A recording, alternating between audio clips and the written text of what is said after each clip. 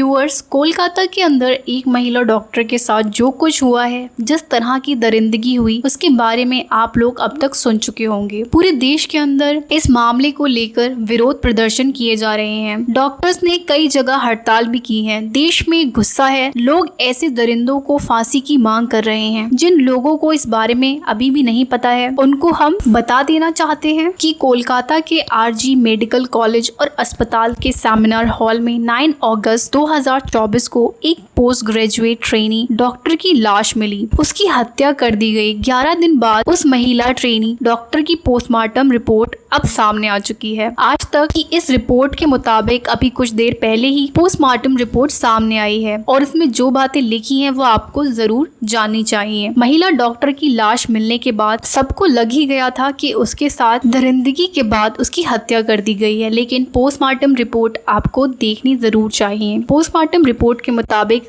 महिला डॉक्टर के शरीर पर 14 चोटों के निशान मिले हैं, लेकिन किसी भी तरह का कोई भी फ्रैक्चर नहीं मिला है। शरीर पर जो 14 चोटों के निशान हैं, वो सर पर, दोनों गालों पर, होठों पर, ऊपर से भी और अंदर के हिस्से में भी चोटों के निशान पाए गए हैं। ठुड्डी पर, गर्दन पर, बाएं हाथ पर, कंधे और घुटने और टखनों पर भी बहुत ज्यादा चोटों के निशान पाए गए हैं और उसके प्राइवेट पार्ट पर भी इतनी जगह पर चोटों के निशान मिले हैं। पोस्टमार्टम रिपोर्ट में बताया गया है कि शरीर के कई सारे हिस्सों में खून के थक्के जमने के साथ फेफड़ों में रक्तचाप भी देखा गया है। ब्लड सैंपल और अन्य इकट्ठा किए गए नमूनों को टेस्ट के लिए लैब भेज दिया गया है। महिला डॉक्टर की प्राइवेट पार्ट में भी चोटों का खुलासा हुआ है। पोस्टमार्टम रिपोर्ट में बताया गया है ये चोटें उसके मरने से पहले उसको लगी हैं, यानी मरने से पहले महिला डॉक्टर के साथ बहुत कुछ गलत किया गया। पोस्टमार्टम रिपोर्ट के अंदर मेडिकल ऑफिसर ने बताया कि दोनों हाथों से गला घोटने की वजह से महिला डॉक्टर की मौत हुई। उसके प्राइवेट पार्ट में फोर्सफुल पेनिट्रेशन के प्रूफ भी मिले हैं। पोस्टमार्टम रिपोर्ट में लेडी डॉक्टर ने महिला डॉक्टर के साथ उत्पीड़न की संभावना का भी जिक्र किया है। फोर्सफुल पेनिट्रेशन, इसके भी कुछ साक्ष्य मिले हैं। ये बकायदा आज तक ने अपने रिपोर्ट में पोस्टमार्टम रिपोर्ट के हवाले से खबर लिखी है। पूरे देश में इस वक्त ये मामला गरमाया हुआ है। लोगों में गुस्सा है, लोग अपराधियों की फांसी की मांग कर रहे हैं। इस मामले का खुद सुप्रीम कोर्ट ने भी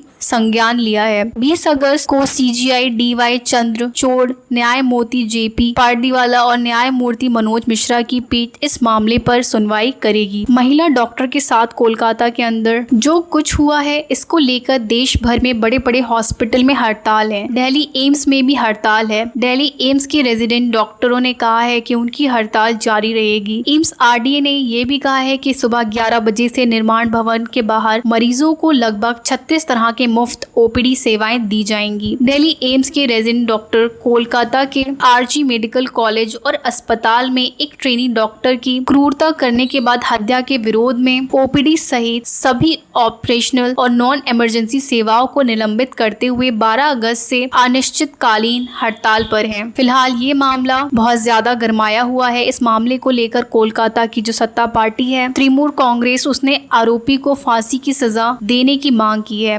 कांग्रेस के वरिष्ठ नेता कमलनाथ ने बीजेपी के ऊपर आरोप लगाते हुए कहा है कि कोलकाता अस्पताल में ट्रेनिंग महिला डॉक्टर के साथ घटित इस क्रूरता और FIR उसकी हत्या के मामले में भारतीय जनता पार्टी राजनीति कर रही है और जिस तरह से भाजपा ये मुद्दा बना रही है वो गलत है। ये केस कोलकाता के अंदर हुआ है। कोलकाता में पश्चिमी बंगाल में ममता बनर्जी की सरकार है। पूरे देश के अंदर विरोध प्रदर्शन हो रहे हैं। ममता बनर्जी के इस्तीफा की भी मांग बीजेपी की तरफ से की जा रही है। वहीं गोवा के अंदर भी सरकारी गोवा मेडिकल कॉलेज के रेजिडेंट डॉक्टरों ने हड़ताल कर रखी है। 3 दिनों से ये हड़ताल है और उनका भी यही कहना है कि जब तक इस मामले पर कोई फैसला नहीं आ जाता तब तक उनकी हड़ताल जारी रहेगी। बहुत सारी जगहों पर डॉक्टर ने हड़ताल कर रखी है। बस यही कह रहे हैं कि इसका फैसला तुरंत होना चाहिए और जो मुख्य आरोपी हैं इस मामले के, उनको सख्त से सख्त सजा होनी चाहिए या फिर फांसी पर लटकाया जाना चाहिए। व्यूअर्स, इस मामले में CBI भी पूरी तरह से तहकीकात कर रही है। दैनिक भास्कर की रिपोर्ट में जो बातें लिखी हैं वो आपको हैरान कर देंगी। कोलकाता डॉक्टर मर्डर केस, मानव अंग तस्करी का शक CBI सूत्रों को मर्डर केस, मानव अंग तस्करी के शक की ओर भी CBI को सुराग मिल रहे हैं। दैनिक भास्कर ने अपनी इसी रिपोर्ट में लिखा है कि CBI को अब तक जांच और डॉक्टर के बैचमेट्स के बयान से पता चला है कि मानव अंगों के अवैध कारोबार से पर्दा उठाने की कोशिश या रोकने के लिए इस महिला डॉक्टर को रास्ते से हटाया गया है। शनिवार को 13 लोगों से पूछताछ की। 2 दिन में 19 लोगों से पूछताछ कर चुकी है सीबीआई। इसमें आधे से ज्यादा लोगों ने अस्पताल से मानव अंगों की तस्करी के रैकेट को लेकर जानकारी दी है। टीम का दावा है कि जल्द ही सफेद पोश चेहरे सामने आएंगे। झोल बहुत लंबा है। सीबीआई का कहना है ये कोई आम मामला नहीं लग रहा है। वहीं परिवार का भी आरोप है। महिला डॉक्टर के परिवार का भी ये कहना है ये कोई आम मामला नहीं है, बल्कि मामला बहुत ज्यादा उलझा हुआ और गहरा है। इसमें बहुत सारे लोग शामिल हैं। ये जो आरोपी पकड़ा गया है ये मुख्य आरोपी नहीं है। महिला डॉक्टर के घर वाले ये कह रहे हैं कि मुख्य आरोपी अभी भी पुलिस की गिरफ्त से बाहर है। दैनिक भास्कर ने अपनी इसी रिपोर्ट में लिखा है कि एक राजनीतिक पार्टी के सीनियर नेता ने दावा किया है कि उनके पास डॉक्टरों के एक व्हाट्सएप ग्रुप का स्क्रीनशॉट है जिससे अस्पताल में इस रैकेट का पता चलता है। इसमें एक अन्य पार्टी के सीनियर नेता और उनके भतीजे तक का जिक्र है। सीबीआई सूत्र के मुताबिक इस सुराग के बाद मेडिकल कॉलेज के 4 लोगों के नाम सामने आए हैं। इनमें 3 डॉक्टर हैं और एक हाउस स्टाफ। दावा है कि ये चारों एक सियासी दल से जुड़े हैं और अस्पताल में रैकेट चलाते हैं।